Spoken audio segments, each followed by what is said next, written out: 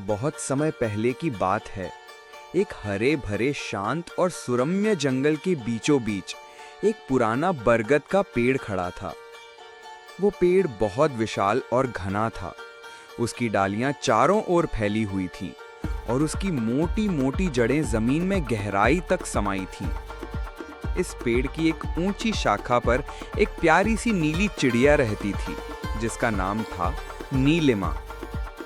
नीलिमा रोज सुबह सूरज की पहली किरण के साथ चहचहाती, गुनगुनाती और पूरे जंगल को अपनी मधुर आवाज से जगा देती थी। वो छोटी जरूर थी पर बेहद समझदार और मेहनती थी। उसने अपनी मेहनत से एक सुंदर सा घोंसला बनाया था, नरम तिनकों और सूखे पत्तों से भरा हुआ, बिल्कुल गोल और सुरक्षित।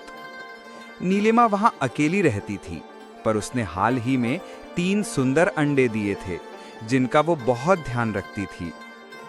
नीलिमा का हर दिन व्यस्त होता था। सुबह सूरज के उगते ही वो पास के खेतों और झाड़ियों की ओर उड़ जाती, जहां वो बीज, कीड़े और फल ढूंढती। लौटकर वो अपने अंडों की सफाई करती, उन्हें गर्मी देती और शाम को आसमान में उड़कर हल्की फुहारों में नहाकर वापस आती। जंगल के दूसरे पक्षी भी उससे बहुत प्यार करते थे। कोई उसकी मदद करता तो कोई बस उसकी कहानियां सुनना चाहता। वो सभी के साथ मिलजुल कर रहती थी।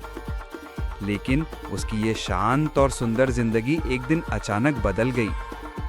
एक दिन जब नीलिमा रोज की तरह अपने भोजन की तलाश में बाहर गई थी, उसी समय जंगल के नीचे से एक काला विषैला सांप, जिसका नाम था काल सर्प, उस पेड़ की ओर सरकता चला आया। काल सर्प बेहद चालाक और लालची था। वो पहले भी कई छोटे जीवों का शिकार कर चुका था, लेकिन अब उसकी नजर ऊपर शाखा पर बने घोंसले पर गई। उसे तुरंत समझ आ गया कि वहां कोई पक्षी रहता है और वो अंडे उसके लिए स्वादिष्ट भोजन हो सकते हैं। वो बिना कोई आवाज किए धीरे धीरे पेड़ पर चढ़ा और घोंसले के पास पहुंच गया। उसने एक बार चारों ओर देखा और फिर फफकारते हुए 2 अंडे निगल गया। उसके जाने के कुछ समय बाद नीलिमा वापस लौटी। जैसे ही नीलिमा घोंसले के पास पहुंची, उसका दिल धक धक करने लगा। घोंसले के भीतर केवल 1 अंडा बचा था, बाकी 2 गायब थे। घोंसला अस्त व्यस्त था और वहां सांप की गंध भी बाकी थी। नीलिमा स्तब्ध रह गई। वो चुपचाप अंडे को देखकर रोने लगी। उसकी आंखों से आंसू टपकते रहे। वो सोच रही थी कि कौन ले गया मेरे बच्चों को? मैं तो कुछ ही समय के लिए गई थी। जंगल के कुछ और पक्षियों ने उसे ढांढस बंधाया, लेकिन कोई नहीं जानता था कि असल में हुआ क्या है। उस रात नीलिमा बहुत डरी रही। वो घोंसले से बाहर नहीं निकली और अपने एकमात्र बचे अंडे को सीने से लगाए बैठी रही। अगली सुबह नीलिमा ने तय किया कि वो कुछ देर के लिए भोजन के लिए जाएगी, क्योंकि बिना खाए वो अंडे की देखभाल नहीं कर पाएगी।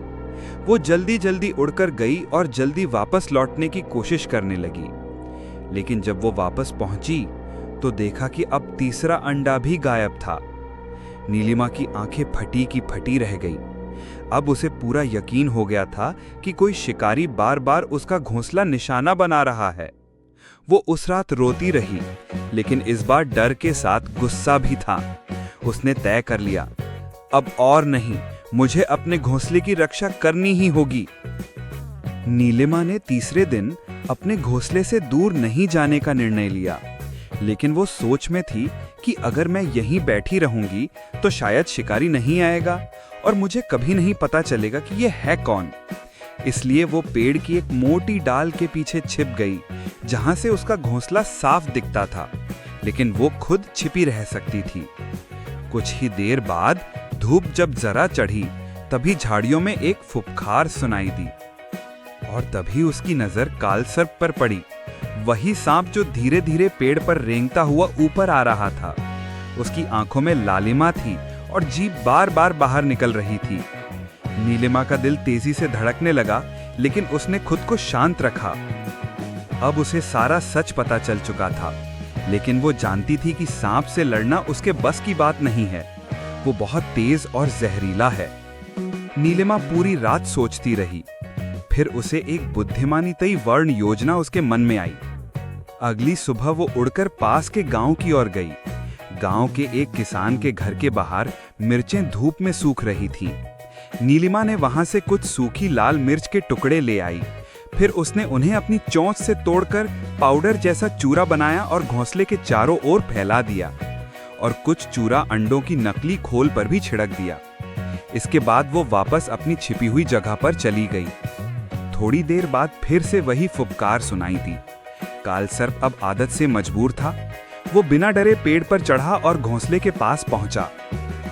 जैसे ही उसने अपना मुंह घोंसले के भीतर डाला, उसके मुंह और आंखों में तेज मिर्ची चूरा चला गया। हिस! वो दर्द से चीख उठा। उसकी आंखों में जलन होने लगी, मुंह में आग सी लग गई और वो पेड़ से नीचे लौटते हुए गिर गया। जमीन पर पहुंचकर वो तड़पता रहा और भाग खड़ा हुआ।